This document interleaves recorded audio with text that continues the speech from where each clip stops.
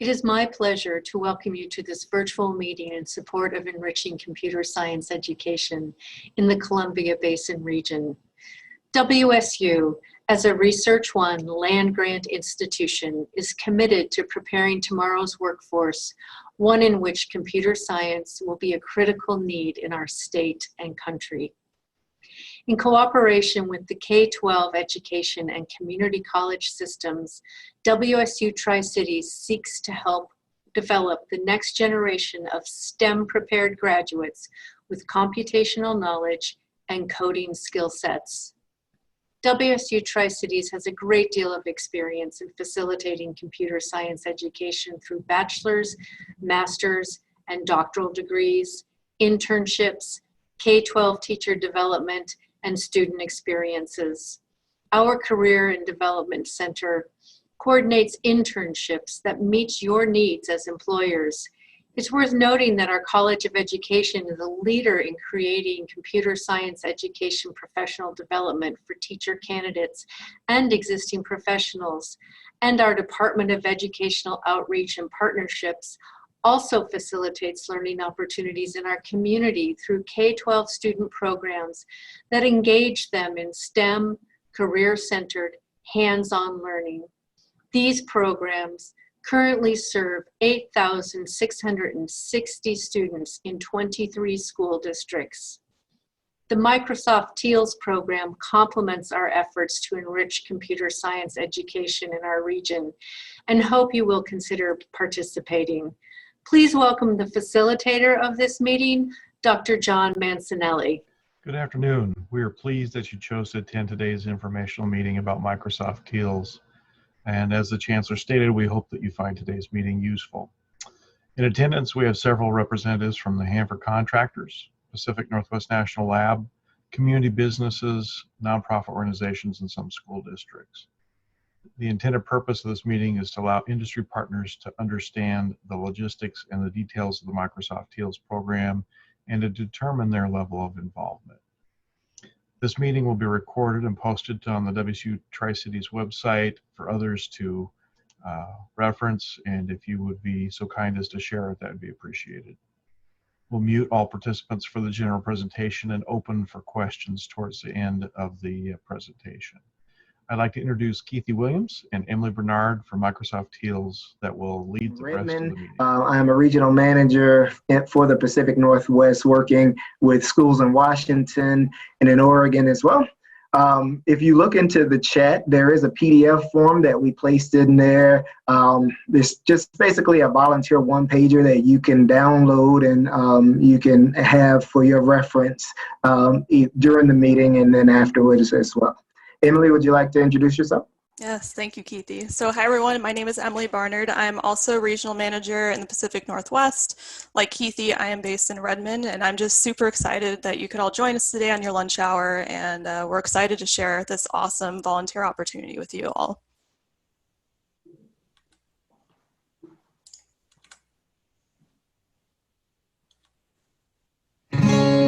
Lincoln is a great school. It's an urban high school here in the heart of Silicon Valley. Most of our students don't have parents in tech. Parents don't know how to encourage their kids. They may believe that their kid can't access those opportunities, or they may not know that the opportunity exists. There's so many job openings that we don't even have the people to fill them.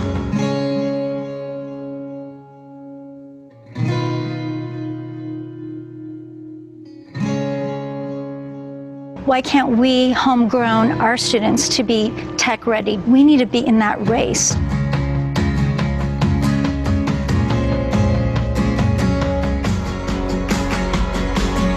It is challenging to start a new computer science class. You know, teachers are very busy, and having a partnership with TEALS, it made it a much smoother transition. Having people from the high-tech industry come to your classroom teaching content and concepts of computer science made it much easier. I brought my brother into robotics because there's not enough opportunities at his middle school. Technology has changed me. It's made my technical communication, presentation, and my leadership skills better. We want to make a better world for all students and give them all the opportunities that they can get. And if the technology is where they are meant to be and they simply don't have access to it, that is a tragedy. As teachers, we need to prepare our students so that they're career ready.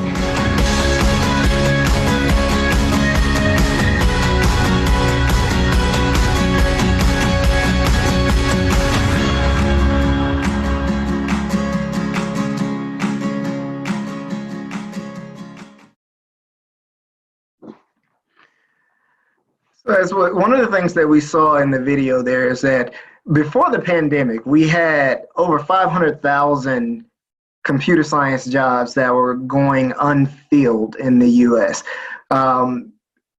That is in stark contrast from what we see here, where 90% of parents want their children to learn CS. We have 86% of students in rural and small schools believing that CS is important for them in their future jobs. So the want is there, the demand is there. So the question is, why aren't more schools teaching, high schools teaching computer science? As we see there, the metric is around 55% of high schools that are not offering CS. The primary reason for that is going to be teacher preparedness to teach computer science, and that content knowledge of CS and programming is just not there within a lot of schools. If we move forward to the next slide, if we focus on the TEALS program and what the TEALS program brings to the table, TEALS is designed to solve that problem, to build teacher readiness. It is a homegrown program that was started by a classroom teacher to build, to go into high schools and build teacher capacity to teach computer science. Since our inception back in 2009, we have reached nearly 75,000 students across the US and in BC. We provide rigorous curricula and resources and support for CS educators and industry professionals. And then we build a community out of those teachers and volunteers that we foster that connection through monthly meetups and through a forum that allows for new teachers to the program, but new volunteers to the program to reach out and ask questions and be able to learn and grow from the experiences of more experienced teachers and volunteers. So where are we right now? We are in about 30 states across the U.S. We will be in Florida here soon. We're starting in Florida this year. But if we focus in on Washington, we are working on growing the program in Eastern Washington, specifically in the Tri-Cities area. We have 2 schools right there in Pasco, and then we have several other schools in Eastern Washington. So our focus today is going to be around providing support for these schools that are local in the Pasco area, and to look at supporting the schools in the general area in ESDs 123, 105, and 101. So I guess schools like Washtukna, Chiawana is right there in Pasco. Hanford also, there's a few other schools that are in that area, and if you go to Microsoft.com/TEALS and you go to schools or go to volunteers, you can see a list of the schools that we'll be supporting in the Washington area. So by the numbers, these numbers are from this current school year, the 2019-2020 school year. We are supporting 625 schools with 921 classes, reaching 21,000 students. And about 38% of those students are female students. And we do have quite a significant diversity and inclusion push to try to equalize numbers from a gender perspective, and to also increase the number of underrepresented minorities. Our effort is to thrive to get the demographics of the CS classrooms to match the demographics of the school. So if the school is 50% female, then we're going to strive to get that class to be 50% female as well. The TEALS program is supported by over 750 companies and organizations across the U.S. and into Canada. We are a Microsoft program, but our volunteers, our 1,800 volunteers across the U.S. and Canada, come from over 750 companies. So let's talk a little bit about how TEALS supports the schools. We have two models of support. Now, those models of support are defined and decided upon based off of the classroom's teachers' experience with teaching computer science. So if we zero in on the co-teach model of support, so if we go into a school and we have they have not taught computer science at the school for a while, and we are working with the teacher that is an experienced teacher, but they've been teaching math or they've been teaching science or some other course, but they have not taught computer science. Well, we partner with that teacher in a co-teach model of support. The teacher's role, the classroom teacher's role, is to manage the classroom, so any kind of behavioral issues, roles, grade books, all of those types of things. Their additional responsibilities are to lead the teaching team and then learn computer science alongside the school. So the idea is professional development for that teacher throughout the school year. We partner in the co-teach model. The objective is to get 4 volunteers to partner with that classroom teacher. And those 4 volunteers will be either in a volunteer teacher role or a volunteer teaching assistant role. In the volunteer teacher role, the volunteer teachers, they take on the instructional responsibilities for the class. The volunteer teaching assistants, they assist the volunteer teachers with instruction preparation, and then also with labs and with working with the classroom teacher. So that in the first full year of co-teach, the idea is for the teacher to get familiar with the curriculum, build their capacity to teach computer science. We do not expect the classroom teacher at this point to lead instruction at all. Their objective is to maintain classroom management and learn the curriculum and lead the teaching team. So figuring out when the collaboration meetings will happen, making sure that handoff meetings are happening, doing things of that nature. Going into the second year of co-teach, that's when the teacher will start gradually releasing responsibility, gradually taking on responsibility to step up and pick and choose different lessons that he or she may feel comfortable with leading. Then the teacher will, as the school year goes on, they will pick and choose more and more material that they are comfortable with leading to prepare themselves to move into our next level of support, which is our lab support model. In our lab support model, the idea here is that the teacher can teach 80% of the instruction. Once the teacher is at that point where they can teach 80% of instruction, then we prepare them with 2 volunteers. Those 2 volunteers come in and assist with labs and then help the teacher with the heavier bits of instruction. Now, there are a couple of different ways you can get into the lab support model. The most traditional way is we're working with a brand new teacher is after 2 years of co-teach, they're ready to graduate into our lab support model. But we do have also situations where there's a teacher who has some experience with teaching computer science, but they are a bit rusty, or they just pick up on the material really quickly and they're ready to move to lab support earlier. So it really just depends on how comfortable the teacher is and to determine what model of support that they go into. Now, for the co-teach model of support from a volunteer perspective, the idea is that there will be a volunteer teacher and a volunteer TA in class each day. They will rotate in and out of class based off of whatever rotation schedule is defined in the classroom plan early on in the year. But the idea is that each volunteer will be in class a maximum of 3 days a week, a minimum of 2 days a week.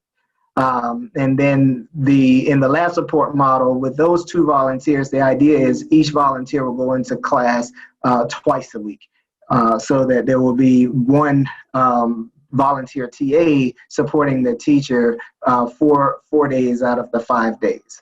The ask for all of our schools is to have that computer science class first period, so that volunteers can go in for that first period class and then get off to work with minimal impact of their work day.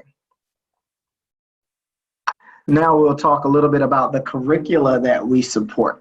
Most of the schools that we work with, they have not taught computer science in quite some time. So many of them start off with our Introduction to Computer Science course. Now there are several variations of our Introduction to Computer Science course. The most common is what we call our Intro Full course. Intro Full means the first semester of school, the curriculum is taught in a tool called Snap. It's a color-coded drag and drop language. The whole purpose of that first semester is to teach the basics of software development, teach some basic concepts around computational thinking and programming. Then going into the second semester, we introduce Python. We take those same concepts we taught in the first semester, but now we're explaining and teaching it to students using their first scripted language. There are, like I mentioned before, there are variations for the intro curriculum depending on what the school actually would like to do and to fit the needs of the school. We do have some schools that offer the intro class as a semester course, where they teach the SNAP course first semester and second semester.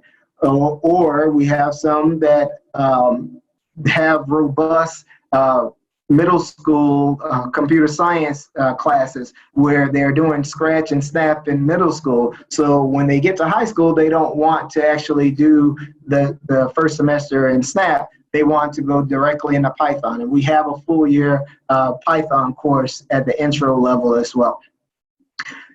The Intro to Computer Science course, no matter which version of it the school adopts, we do support in both co-teach and in lab support.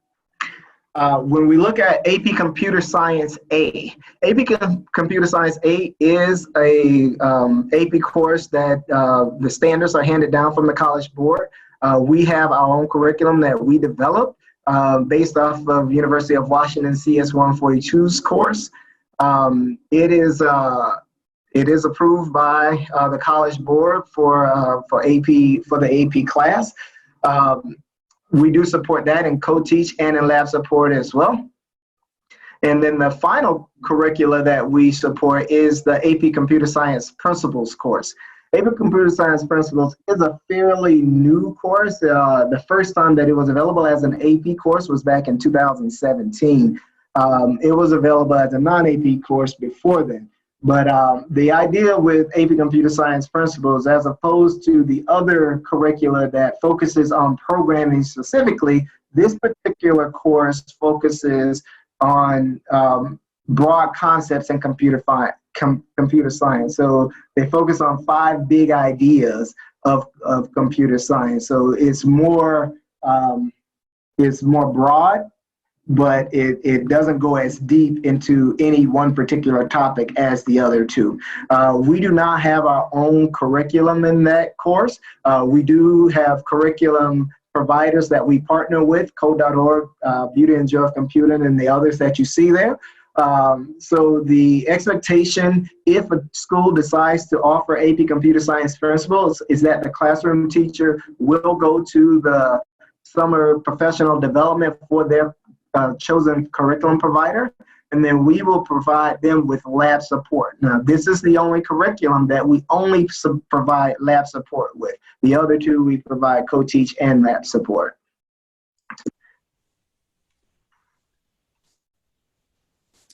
Awesome. Thank you, Keithy. So I'm going to talk a little bit about how TEALS really does work to inspire the next generation, and really that impact that we are seeing on the students, and also, you know, nationally and in BC, Canada as well, program-wide. So I want to throw a couple of statistics out there for you. These are statistics from our surveys that we take every year. I think it's just really impressive to see this first one here. We're seeing that almost half of the students in our TEALS classes can see themselves having a career in computer science after taking one of our courses, which, I mean, for me, that's amazing to think about. I didn't even know what computer science was in high school. You know, think back to when you were in high school. Did you know what CS was? It's really cool to see, you know, that impact that we're having, and you know, to be able to reach these students, you know, early in their careers, early in the pipeline, so they can really start thinking about how computer science can fit into their lives. Even more impressively, we're seeing that over half, so 60% of our students can see themselves taking some sort of CS course after taking our class. So, you know, even if they don't necessarily see themselves having a career in computer science specifically, they could see how computer science as a skill could impact the career choice that they are planning to take, which again, just really awesome to see.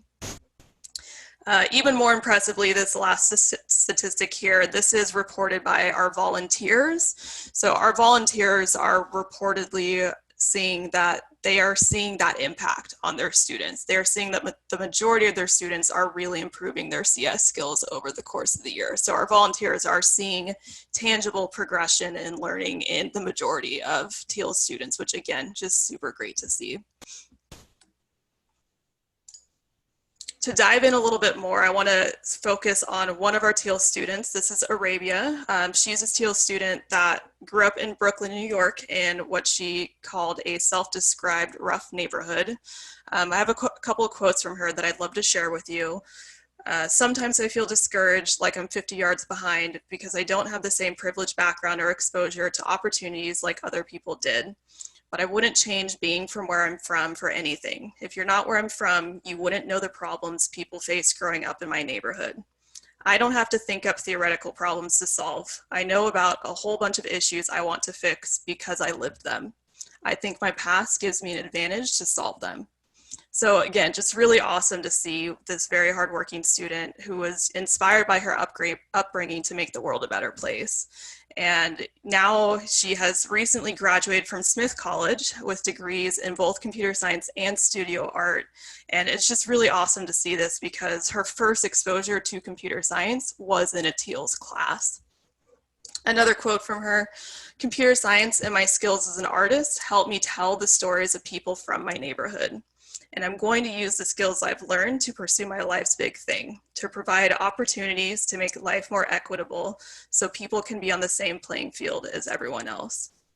So again, it's just really awesome to see how TEALS, you know, we've showed you the overall program numbers, but really when you look at individual students, it really is making a big impact, not only, you know, in their classroom, but also on the rest of their lives.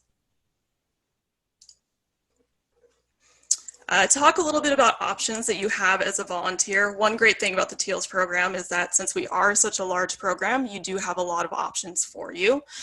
So Keithy has, you know, he's talked about a lot of different schools that we're in. He showed you the map. Another option that you have, in addition to, you know, which school volunteers would like to be placed at, is whether you want to do remote or in person.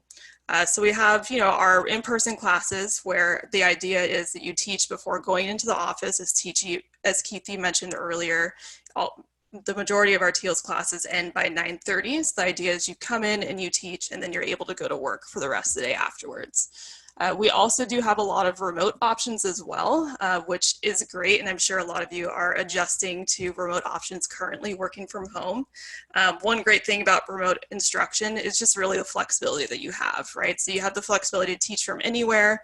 You don't have to worry about an extra commute on top of your commute into the office. I may or may not be wearing slippers right now, so that's another thing that you can do while you're teaching remotely, right? So you do have a lot of options, remote, in person, different curriculum that you can teach, different schools that you can help with. And, you know, Keithy and I and other regional managers are here to help guide interested volunteers in finding a placement that makes sense for you. So Keithy's talked a little bit about the time commitment. I'm going to go a little bit more in depth into what a typical week looks like. And, you know, I will say up front, this is a decent time commitment. You know, we're not going to sugarcoat it, but we see reportedly time after time that it is really worth the time commitment and just the impact that you again see on individual students, the classroom teacher that you're helping, and then also, you know, overall in computer science in the field in general, just that great impact that you have really does make the time commitment worth it. So Keithy's already mentioned, for instruction, you're helping with the class typically 2 to 3 mornings a week, and you will work with your volunteer teaching team to sort of figure out your scheduling, who comes in which day, what the rotation is going to look like, and so on. And again, there's flexibility there, whether you want to teach remotely in person, and we can find ways to, you know, make sure it fits into your work hours as well. In addition to the mornings that you help actually teach the class, there also is a little bit of prep. So we estimate about 1 hour every other day, every other work day, every other school day, where you're doing lesson planning, grading coursework, stuff like that. Now, one thing that I will say, Keithy has touched on the curriculum already, but we do offer the curriculum in full, you know, so you don't necessarily have to prep, you know, full curriculum, lessons, anything like that.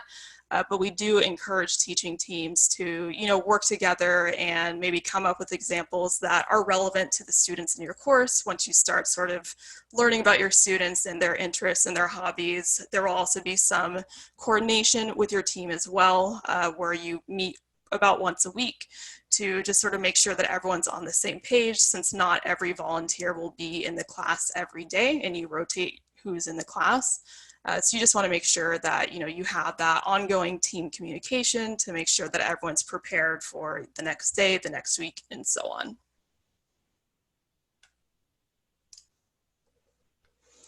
So at this point, you're probably thinking, this sounds great, but how do I do this? You know, maybe you've never taught before. Maybe this sounds very overwhelming because you've never been in a classroom setting. Maybe you've taught before, but you haven't taught high school. It's literally our job, it's my job, Keithy's job, other of our colleagues' jobs to set you up for success for this program. So there's a lot of support that we offer and a great community as well that offers support. So again, you know, one thing to keep in mind is as a volunteer, you will never be in the classroom alone. The classroom teacher will always be with you, and they are an expert at teaching. These are classroom teachers that have been teaching for many years.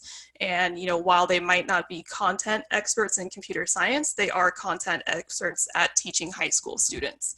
So you always have a classroom teacher there to guide you with the teaching aspect of things. We also have summer training for our volunteers. So there's about 40 hours of training over the summer where we go over best practices about teaching, and, you know, we make it as fun as possible. It's a great chance also to meet your classroom teacher, meet the other volunteers that you're going to be working with on your team, and, you know, just really get ready for the upcoming school year.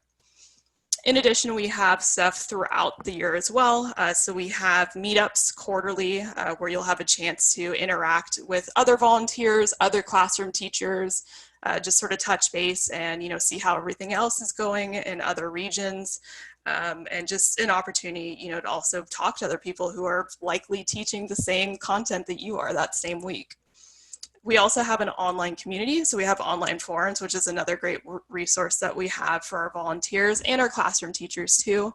And our online forums are great, especially if, say, for example, you need to find another great example for loops or something like that. You know, maybe you have a couple of students that need an extra working example. You can go to our online community and pull resources from them. You know, we have a lot of resources available for you.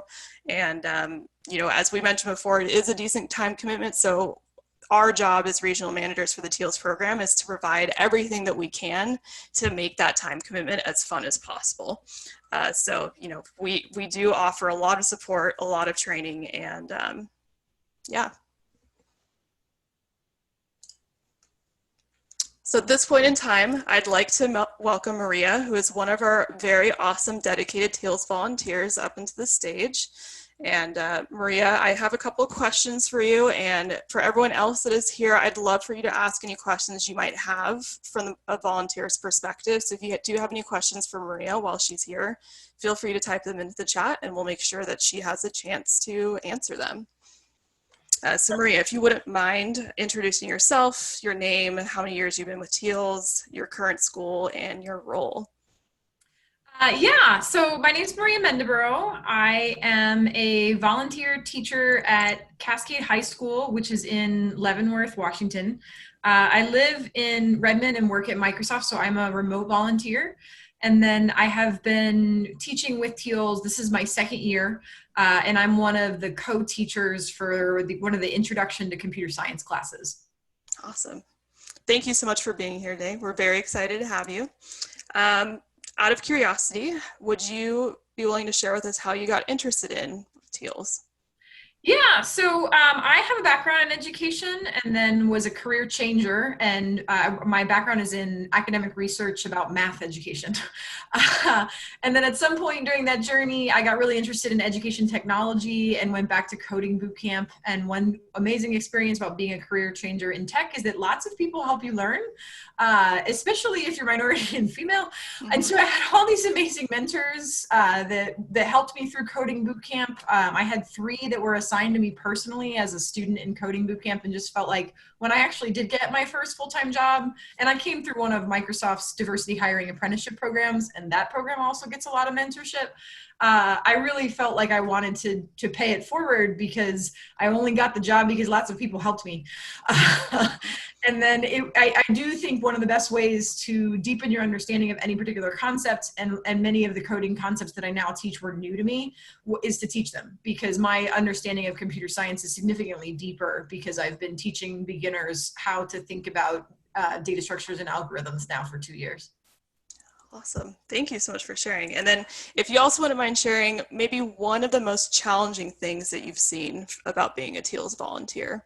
The first semester, all things, it's any new job, any new role, any new challenge you take on for yourself is hardest when you first start. So the first semester, even though I had recently learned to code, I had learned to code in Python, and I was teaching students this block-based coding language called Snap. And you'd think that's easier, but it's because it's not the one that I knew. I don't know how to make a loop in Snap. If there's a bug, the debugging strategies are different.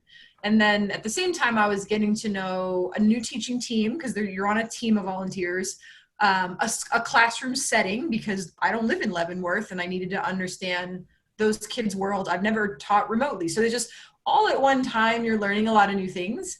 And I think most people, when they go in teaching, they remember that amazing teacher that inspired them. And we all want to be that person. And it's really hard to be that person on the first day. And even the first couple months, like, you get better an inch at a time, and you have to have patience with yourself, that it's a process, and you are also learning as a teacher, and it does not happen overnight. So the patience of, I need to give myself time to get great at this, was hard. Yeah, definitely. I think that's a great call. I mean, just like anything else, teaching really is a skill. And, like I said, we offer a lot of resources for helping you build up that skill, but just like anything else, it really just takes practice. So. And I'm better than I used to be. Awesome. Yes, good. Happy to hear that. Students that had me first semester, I'm much better now. Definitely. What's one of your favorite memories from being a TEALS volunteer? So we you get a standard curriculum, and the standard curriculum is a really good place to start. But we, as a teaching team, at the end of the first year, after we've been working together for a while, we came together as a group, because there's 4 volunteers and a full-time classroom teacher. And then we planned a more open-ended project, and then we put the students into groups, and I got some partnerships with the Xbox Adaptive Controller team from Microsoft, and then some help from some people that were working on Minecraft. And we made a more open-ended project that the students got really, really into. And I was very, very proud of what they created. So it was cool to work with my teaching team, as well as with some other industry partners, to come up with the idea, and then see the students dive into it and make products that I still smile when I think about, how cool the stuff they built by the end of the semester was. Yeah, definitely. Awesome. Thank you so much for sharing. And then another question for you. What is one tip or piece of advice you'd like to share with a potential TEALS volunteer? So folks here on the call today, they're prospective volunteers, or they know people who would be a prospective volunteer. So what piece of advice would you share with them? I will just do it. That's it. But in doing that, it also has to be, you have to think about, like, can I really give this the time that it needs? Because you're going to want to have the time available. It will be a big pull if you don't. And so you need to have the time at night to plan, because you can't walk, or the time in the morning. So if you don't mind getting up early, like, you can't walk into a classroom cold. So there's an amount of time that you have to spend prepping. And then I will say, though, that the TAs do a significantly less prep than the teachers. So if you think that you would have less time to spend outside of class, then you can also consider a TA role. But I wanted to jump into the teacher role, and so I needed to have both the hours in the morning that I can go into school, and my particular volunteer days are Monday and Tuesday. So first thing in the morning, Monday and Tuesday, you got to be available, and or work it out with your team, but either way, the hours. And then I need to spend some time on the weekend prepping. If you can work that out, then I definitely think it's totally worth the hours you put in. If you have the hours and you put them in, you 100% get back what you put into it. Definitely. Awesome. So looking at the chat, we do have a couple questions for you, if you wouldn't mind. So the first question, you've touched on this a little bit, but first question is just talking about how much time you spent weekly during that first time you were teaching, that first semester you were prepping and teaching. What would be your ballpark estimate per week? So let me see if because it's hard for me to gauge just because it's been a little bit now. It Sure. was more than it is now. Mm-hmm. And I was overdoing it because I'm also a curriculum designer. So that, Sure. that part I'll just separate, because that was me, like, overdoing it. Like, my full-time job is curriculum design at Microsoft. So separate from that, I would say that in my first year per class, I was probably spending about 2 hours. And now that's down to before class. Mm-hmm. And now that's down to half an hour. And it's because I know the curriculum now. So in coding, because you're teaching coding, like, I had to do the problems. So I had to sit down and, like, go through the problems and figure out, like, what are the bugs that the kids are likely to see? What's the answer to this? And then plan out what I was going to say out loud to the students and build some slides for that. Now that I've done that before, so I already know the problems, I already have the answers, and I already have the slides. A lot of times I'm doing it, like, right half an hour before class. And my main purpose now is just setting up the assignments. So I'm putting the assignments into our learning management system and deciding how much I'm going to cover in a day, as opposed to trying to learn the curriculum. Gotcha. And that for me, because my class, we only teach in a semester. So it was only that much for the first semester. And then by the second semester, I was repeating. Mm-hmm. Gotcha. Thank you so much for sharing. Another question that I see here, and I think you can speak to this question. Do you have to be a coder or programmer in your day job to be a good teacher of the program? My background is more from the application database side, and I want to make sure I'm not getting in over my head. Yeah, I'm not a coder. I know how to code, and I talk about code a lot. I was a technical program manager before. I'm now a content publishing manager. My background is actually in education technology. And I think being new at it is sometimes one of my superpowers, because I remember the students' confusion better than I would if I'd been doing this for 30 years already. And then the intro class, the level is, it's block-based coding. It's pretty basic. The APCS Principles course is designed to be very inclusive and accessible to a broad audience. So it's also inclusive and accessible to a broad audience of teachers. The Java course, I haven't tried to teach yet. So I'm not the best for that one, but if you are, your volunteer coordinator can probably help you figure that out in terms of, is your coding level right for the Java course? I would say that if you feel like you could explain variables and loops, you're good for the intro class and the CS principles class, as long as you're willing to do the prep that it takes to learn the students' assignments. Yeah, definitely. And I'll go ahead and echo that too, just from a TEALS program perspective.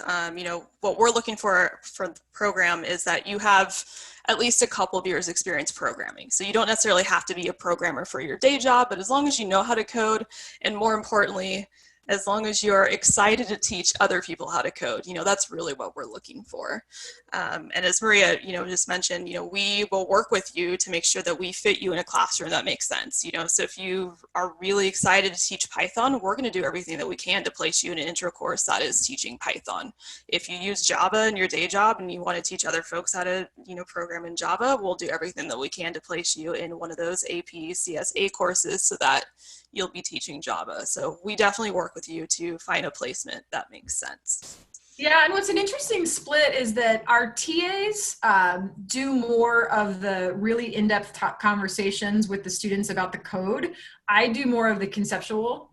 So that's actually interesting that the person with the most coding experience is actually not the teacher, because they dive into bugs with the kids and they dive into a lot of the okay, I need to handhold this student and explain this in depth, and then I'm doing more of the general concepts to the class.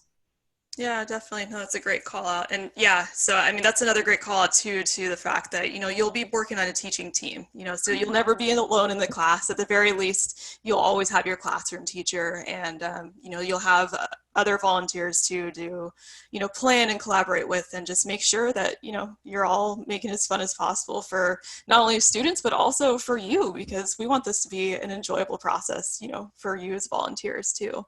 Yeah, I've been in education a long time, and there's very few situations where you actually get to punt to someone else, and this is a true team teaching. And so the way that we worked it out is that I'm really good at working with students with learning disabilities, because I have a background in that. And then I had people on my teaching team that knew code way better than I did, so they took a lot of the advanced students on.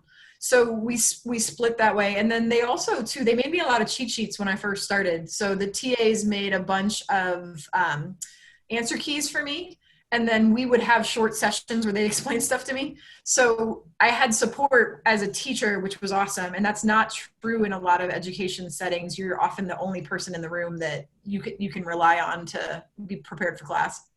Yeah, awesome. I'm just scrolling through to look through the rest of the chat questions.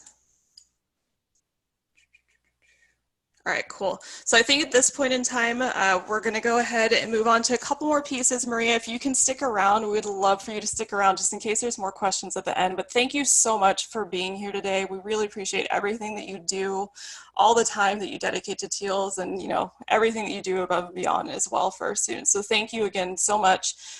Folks, if you have any more questions for Maria, feel free to post them in the chat, and we can see if we can get to them before we close out today. So thank you again. Thank you all. Of course. All right, so just to close out, I just want to, you know, re-emphasize the fact that you can really make a real difference and a real impact with the students that you work with as a TEALS volunteer, and also real impact with the classroom teachers that you are working with as they are starting to develop their own computer science content skills as well. So again, just to reiterate what we're looking for volunteers that are familiar with CS concepts. So again, you don't necessarily have to be a software developer in your day job. As long as you know how to code and you are eager to teach other people how to code, that's what we're looking for. And again, to reemphasize something that Keithy mentioned earlier, even though we are a Microsoft program, we do represent over 750 companies and organizations. So, you know, we embrace that diversity, and we are always excited to, you know, continue working with new companies, people from new walks of life, and so on. We have even a couple of retired folks that help us too. So, you know, as long as you have that CS knowledge, that basic CS concept knowledge, and, you know, a willingness to teach and an eagerness to learn, we want you. So please do consider replying if this sounds like something you would like to do. Last thing I'd like to just share is that the majority of our volunteers do say that TEALS is a rewarding experience, which, you know, that's great to see, especially that, you know, it is a time commitment, and we want to make sure that it's rewarding, it's fun, and that you know, you get out of it what you're hoping to get out of it. So we do repeatedly see that the majority of our volunteers do find volunteering with TEALS to be an awesome, rewarding experience. So that said, if you are interested in volunteering, the next step would be to apply online. So our application can be found at this link here, aka.ms/TEALS TriCity app.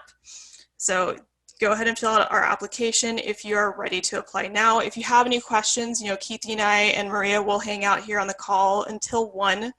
So we're more than happy to answer any other questions you might have. If you think of any other questions going forward after this call, you're also welcome to email Keithy or I directly.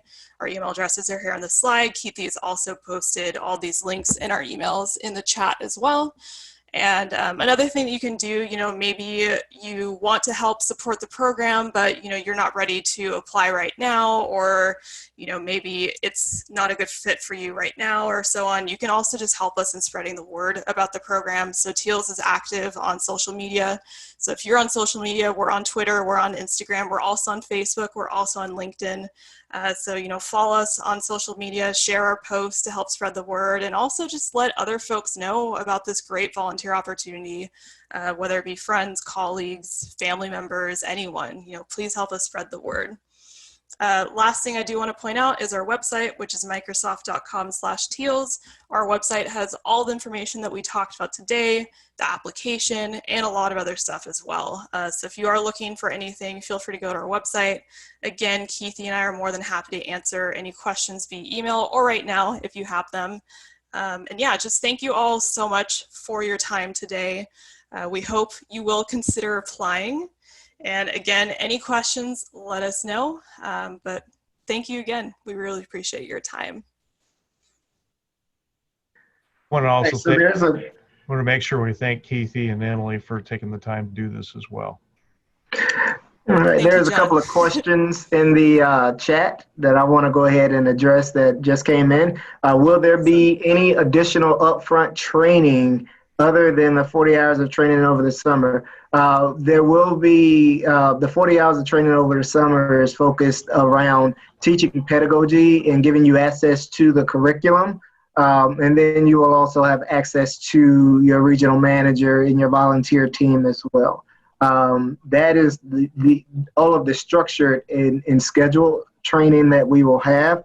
Once you're on a teaching team, you all will determine how frequently and when you would meet to discuss your class and how school gets started and so on.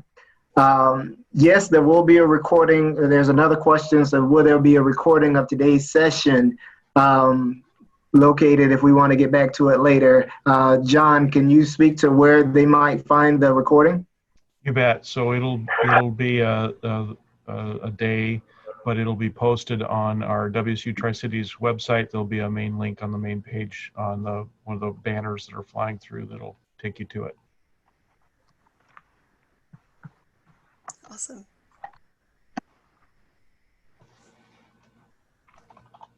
So again, Keithy and I are still here to answer any questions that you might have. Maria, I think you're still here too. So if you have any questions for Maria as well, feel free to just ping us in the chat. Yes, the two schools in the Tri-Cities area are Hanford and Chiawana. But we also have, those are just two local schools, but then we also have schools in Walla Walla, in Washtubna, Ephrata. There are several other schools that we have as well. So the schools that you guys who live there, if you are interested in person, the schools that you would be able to walk into would be Hanford and Chiawana. If you are so inclined to do remote, that opens up the possibility of supporting any of the schools in Washington, but we would be focusing you primarily on schools in central and eastern Washington to start off with, unless you say, hey, I want to help a school in Oregon, or I want to help a school in DC or something, and then we will look at the possibility of doing that as well.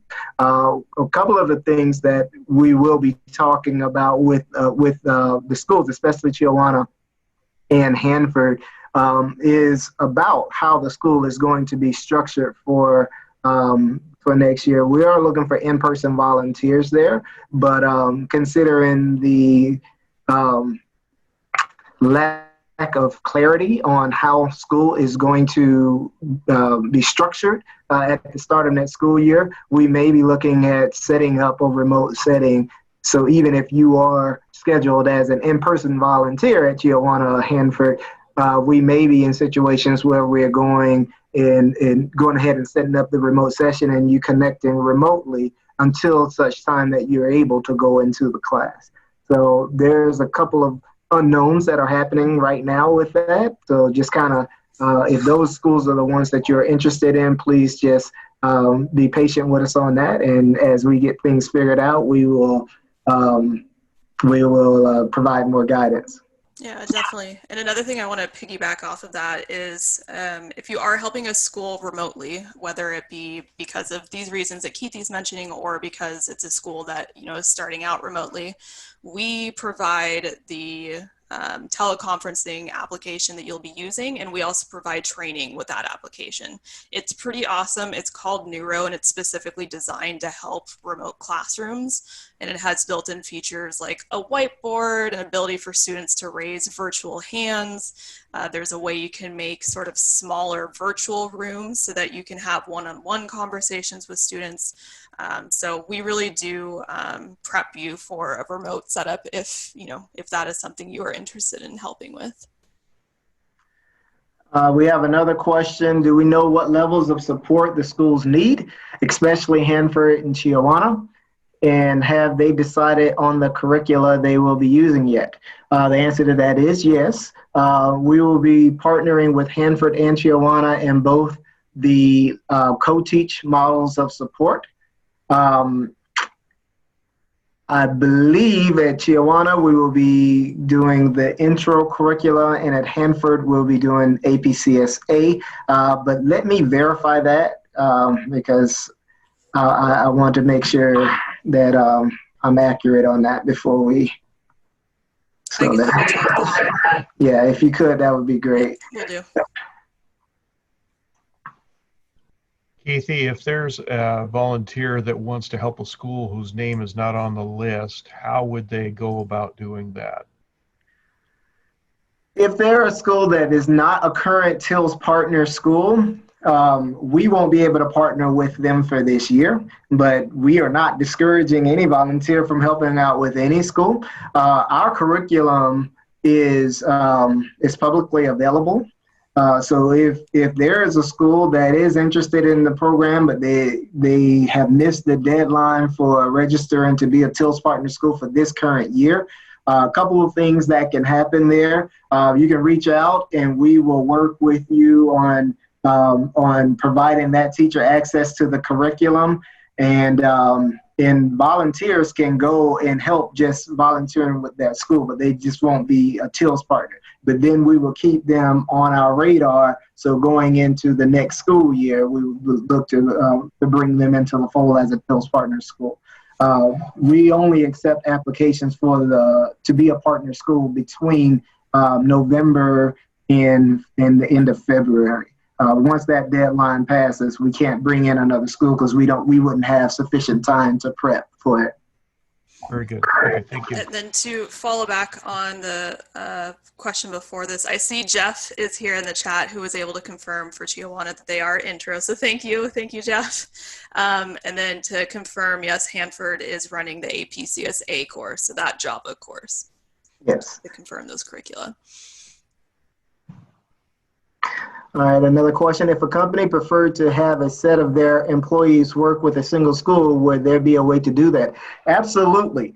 We do have schools. I was working with schools in North Dakota a couple of years ago, and we had a company that said, hey, I want to adopt this high school. The company adopted high school, and that is completely fine. The school, the company, we talked to the HR people at the company, and they just said they figured out how many volunteers the school need. They provided those volunteers, and they maintain providing volunteers for that school going forward. That is completely fine. The only thing that I would caution against is throwing too many people at the same school, because that makes once you get above 4 or 5 people that are supporting that one school, handoffs become really difficult because you are sharing with, you have to share with the other volunteers what happened, what you were able to cover, how did school students respond, and you're doing that handoff on a daily or weekly basis. So once you get to more than 4 or 5 volunteers that's supporting a single school, the handoff becomes a little tricky at that point. So that sweet spot is around 4 or 5 volunteers that's dedicated to that school. And now, with that said, there are companies who adopt a school that have a volunteer in reserve. So in case a volunteer has to drop out, they can plug another volunteer in.